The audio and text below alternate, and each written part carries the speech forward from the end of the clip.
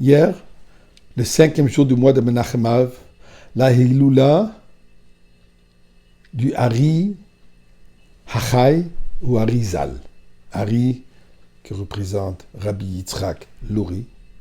Zal, l'acronyme de Zichrono Livracha, de mémoire bénie, mais en réalité, comme le Rabbi rapporte, on l'appelle Ari Hachai. Hachai qui veut dire qu'il est vivant.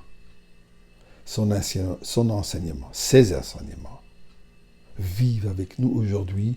Et ce n'est pas seulement qu'ils vivent, mais c'est aussi ce qui donne la vitalité, Chayut, l'énergie de Am Israël jusqu'à date et jusqu'à la Géoula. Et c'est providence divine qu'il est disparu durant les 9 jours du mois d'Av, durant le moment le plus propice pour la Géoula. Et d'ailleurs, c'est par l'enseignement de la Kabbalah, par l'étude de la Kabbalah, que nous méritons la Géoula. Mais revenons un tout petit peu d'abord d'histoire.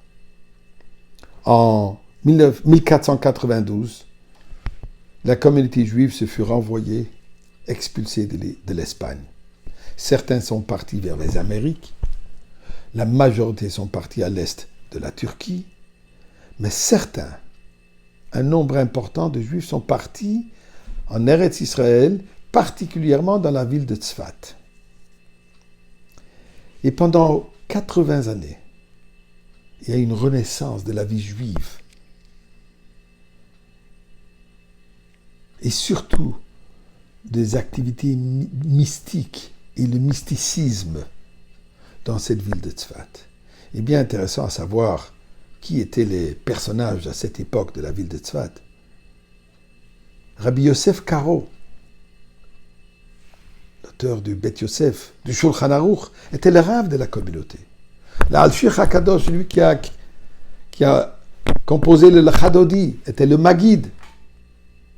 Il y avait Rabbi Moshe Cordovero, le Ramak, qui a écrit les Pardes Rimonim, le Jardin des Grenades, un livre fondamental de la Kabbalah.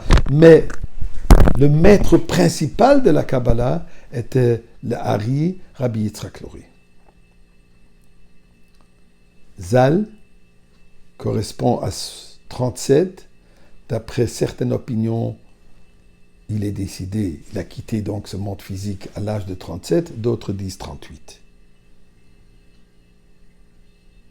Malgré son jeune âge, ce qu'il accomplit est fondamental.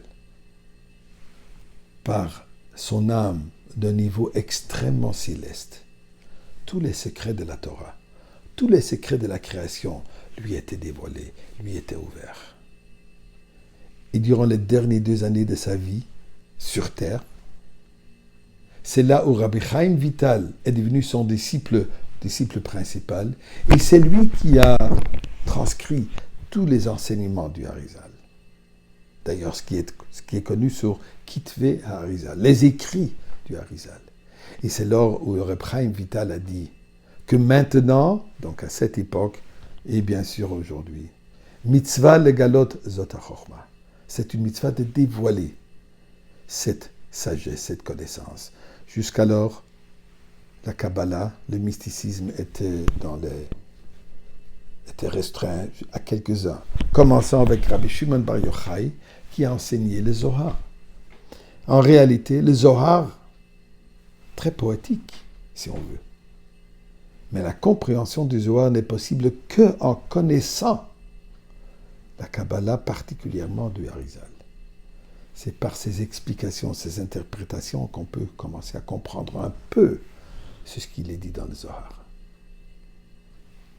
Malgré le fait que Rabbi Chaim Vital dit que c'est le moment venu de dévoiler, c'est toujours resté à un groupe très restreint, mais ensuite, avec le Baal Shem Tov, et ensuite le Baal Hatanya, et tous les autres élèves chassidiques, les maîtres chassidiques, que la connaissance de la chassidoute qui est pas des explications, mais qui sont des dévoilements tirés, basés sur la Kabbalah, que nous pouvons avoir une compréhension approfondie dans ces textes, dans ces connaissances, dans ces enseignements du Harizal et du Zohar de la Kabbalah. Une petite anecdote.